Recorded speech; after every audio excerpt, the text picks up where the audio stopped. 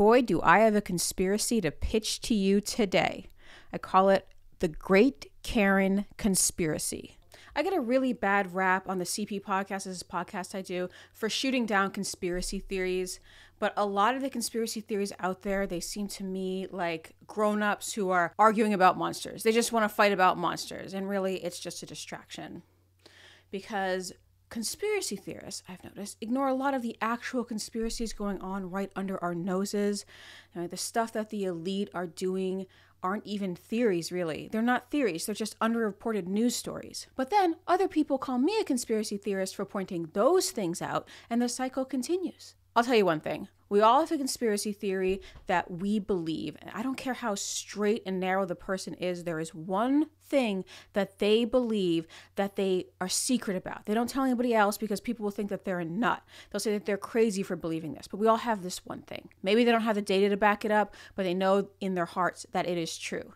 Here are some of the ones that I have been surprised when friends have told me about it. They confided in me, and I'm not going to name any names. They say it on the hush hush, and I'm like, oh, that's interesting. Let's see. One of these, of course, COVID was a Chinese bioweapon. Another one is that NASA is conspiring to deceive us about just about everything. I'm like, okay, NASA, really? All right. The third one, which I can't disagree with, is that our cell phones are somehow reading our thoughts and selling these thoughts to advertisers. Now, these are normal people who have told me this, and I respect them completely, and I am willing to hear them out. I want to hear why they think these things. Okay, I have one conspiracy that I believe that I'm going to share with you right now. I do not have the data for it per se, but I do know in my heart that it is true. I call it the Great Karen Conspiracy.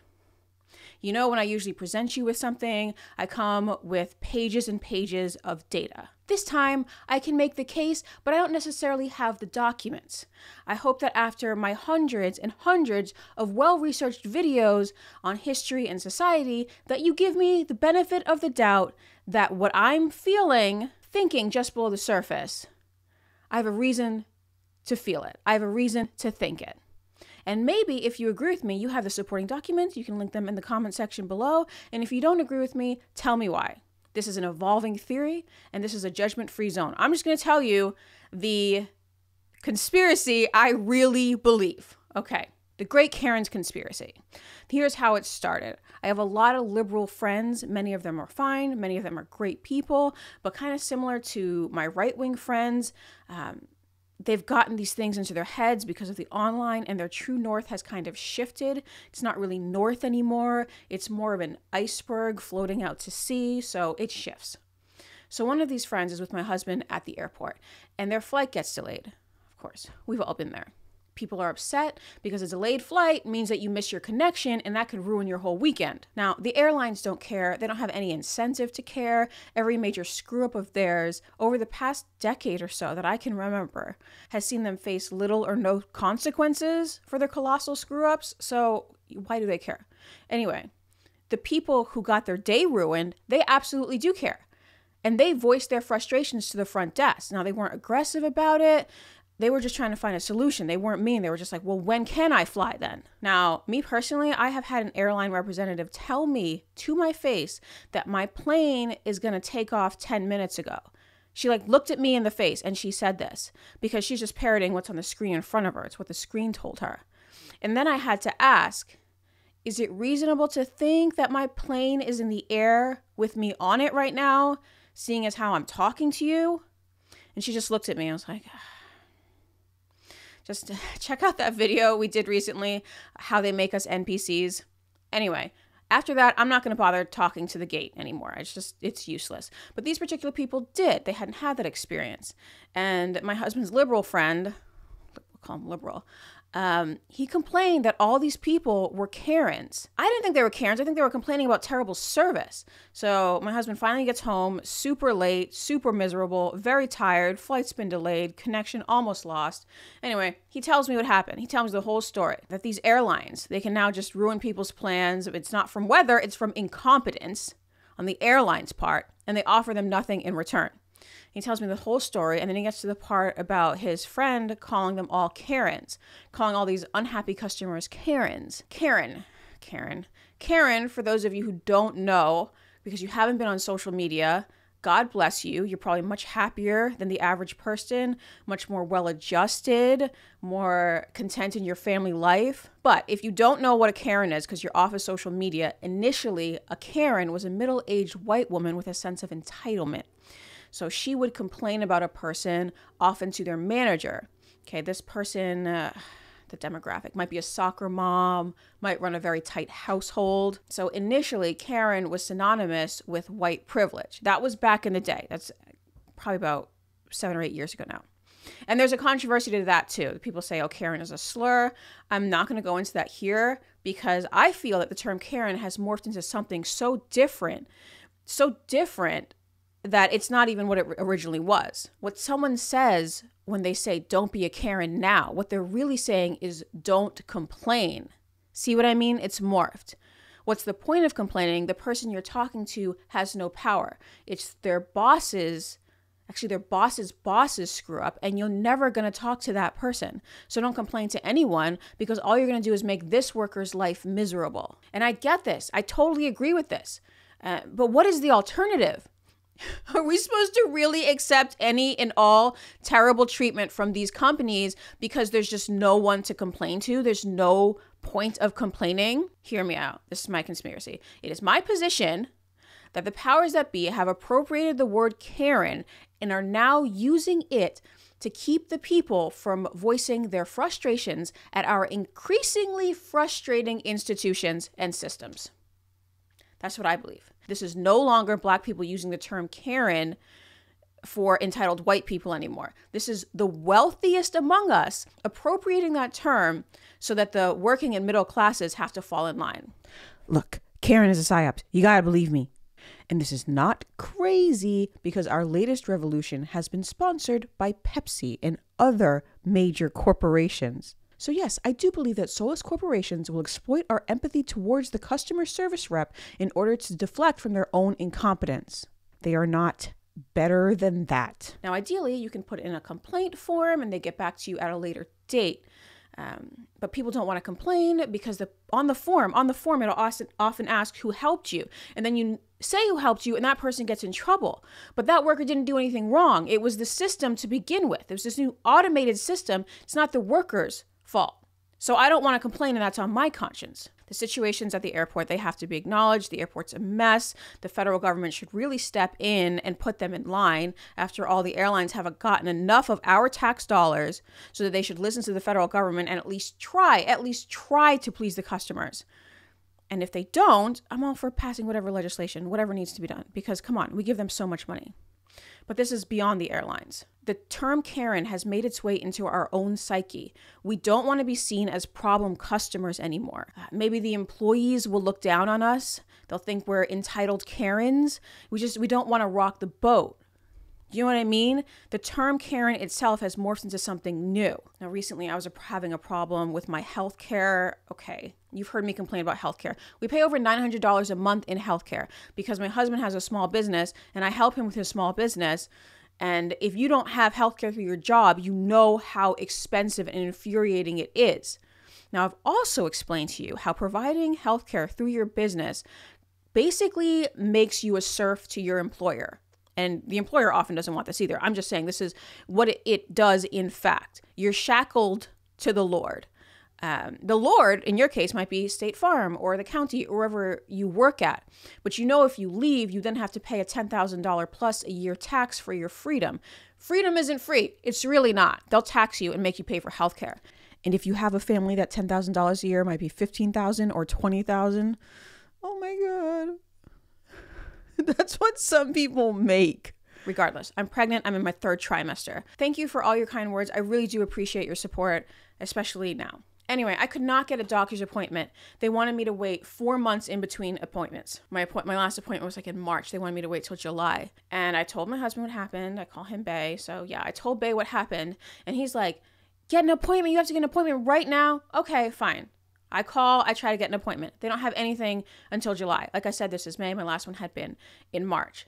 He's yelling. He's not yelling at me, but he's yelling just at the situation. And he's yelling, I don't know, at the universe, at the gods or something. He's just yelling in general about the healthcare situation. And really at that point, I was supposed to be seeing a doctor every month. Now I'm supposed to be seeing them every 2 weeks. But there's not enough appointments. And I suspect, this is what I suspect, is that I'm seeing the result of a shortage of doctors. The problem is the general healthcare industry and their failure to train and keep doctors in their employ. But they don't give us a rebate on payments, do they? You still have to pay even if you can't get an appointment. Isn't that funny? No, they screw up and we pay more. And this is the overall theme. These corporations do worse than before, but they charge more money. Anyway, my husband called every robot operator that our healthcare service offers.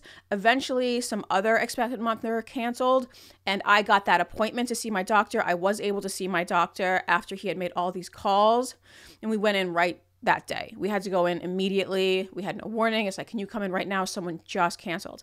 And we live 5 minutes away. We're like, yes, absolutely, I can come in right now.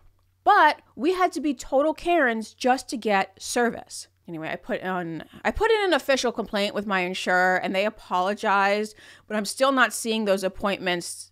I'm not seeing those appointments in my schedule. There's just not enough of them.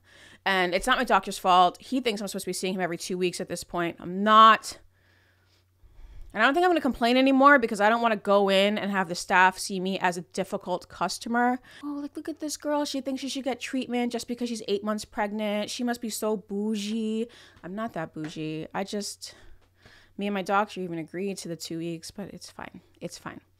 I'm not getting the appointments, but overall my health is really good. So don't even worry about it. It's just funny to me.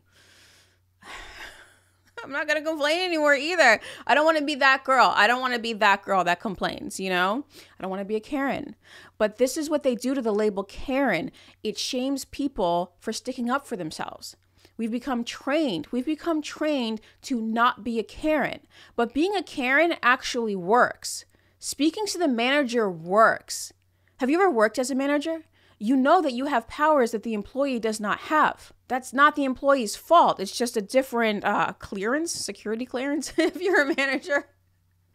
It's not that the employee made a mistake. It's just that the system doesn't give the employee the same powers that you as a manager have. It's nothing personal. So if the manager cannot help, sometimes the manager can put in a complaint to their manager and eventually it falls on a set of ears that can actually help. And if enough complaints come in, they can actually make structural changes to that system and maybe even fix something. So why? Why are we being told to not be Karens if it's in our personal best interest to be a Karen? So it used to be that the squeaky wheel gets the grease, which is the opposite of Japanese saying, the nail that sticks up gets the hammer. Now that's not explicitly said, but it's the subtext of don't be a Karen. Don't be a Karen means be compliant. See what they're doing? Don't be a Karen means don't stick up for yourself. It didn't start out that way, but the meaning has changed. The meaning of Karen has morphed. It's become so overused that Karen, don't be a Karen, is now a rallying cry for submissiveness. They want us to be submissive. Okay. So where's the conspiracy? Okay, I know it sounds nuts, but what if the appropriation of the word Karen is actually intentional? So don't be a Karen is a slogan for the new programming. It's programming us to go along with the flow, just go with the flow, become a cog in this bureaucratic machine. No longer is it the customer is always right. Now it's the customer is being a total Karen. Let's shame her. Let's have her internalize this shame so she doesn't even think to speak out. What if it's not accidental? What if it's not accidental? Think about it. What if it's not accidental? Definitely watch that video, my video on slogans, how they brainwash you. I'm going to link it at the bottom of this video. It'll be in the description. It's one of the most important videos I have ever done. Don't be a Karen sounds like a slogan to me. It sounds like brainwashing. Now, the question is whether it's organic brainwashing, like it just came up naturally from the crowd, or if it's intentional, coming from the top up. To me, it helps the ultra wealthy business interests to have just come about organically.